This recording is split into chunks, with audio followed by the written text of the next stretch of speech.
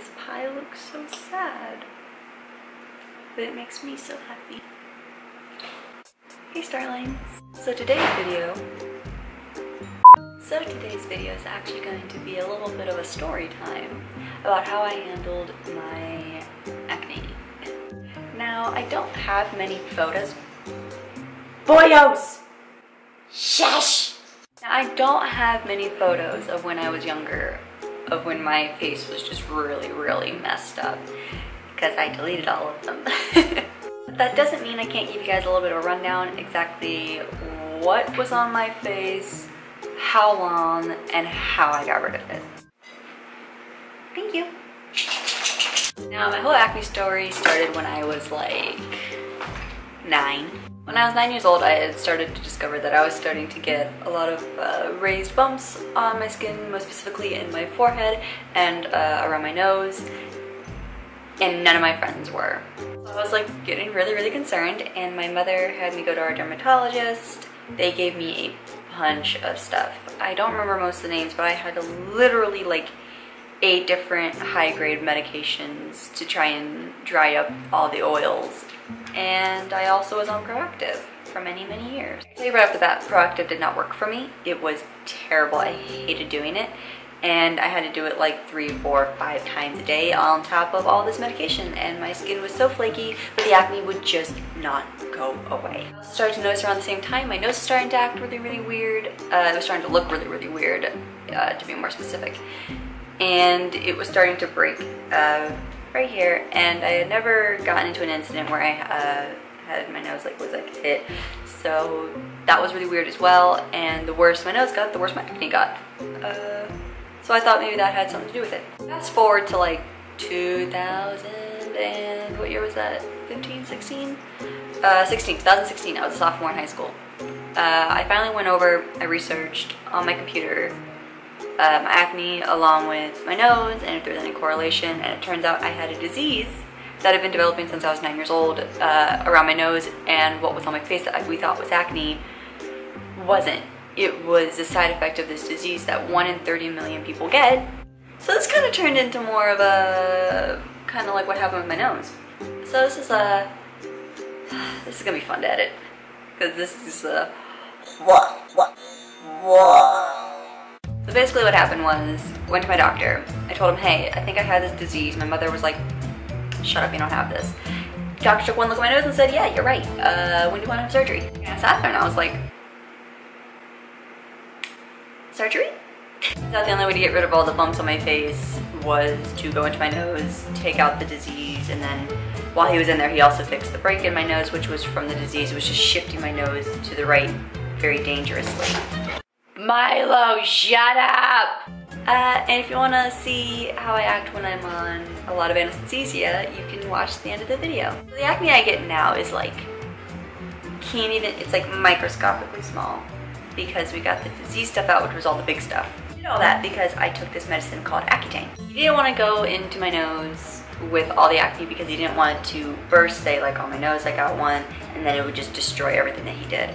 So I had to be on Accutane, which decreases all the oils in your skin so you don't get acne and your pores don't get clogged. I was on that for about 5 months, and now I have like literally no oils in my skin. I went from normal like combination, which was just oily and normal, to flat out desert.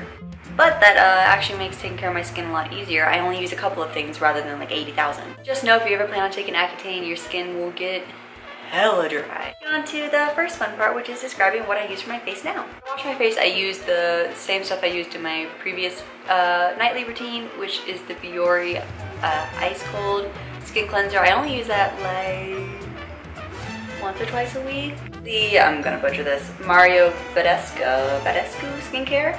I use the rose water bottle, and I got the extra large size because I use a lot of it. It's great for oily skin, it's great for dry skin, it's great for combination, normal, you name your skin type, this will work for you. Now for out time wear, like if I'm going out for a stroll outside around my town, or it's a really hot, humid day and I don't sweat as much anymore, but sometimes I will. And what I use is this e.l.f. hydration stick. This is the active wear, which is specifically designed so that if you do sweat or you're prone to this will keep your pores as clear as they can, as long as it can. And I really appreciate this stuff. And I also will put it on after I swim, so the chemicals, it smooths out my skin and it keeps it contained and cared for until I can go properly wash my face of the pool chemicals. Every night before I go to bed and then every morning when I wake up, I use the e.l.f. Prep and Hydrate Balm all over my face. I don't use it as a prep for my makeup. I have primers for that. But this stuff is great. My skin feels so good. It feels so clean and fresh. I adore this stuff. But if I do feel like I do have something popping up, which is very, very rare, once every like blue moon, I do use this stuff. It's called Tazarac. My dermatologist gave it to me years ago and it still works. And I just put a tiny little drop on and then in like a couple hours it's gone. So that's great stuff. That's dermatologist stuff. You can't buy that over the counter. You can't buy that in a store, so you would have to ask your dermatologist if Tazarac would be correct for your skin or not. With that being said, this is going to be the end of my little story time.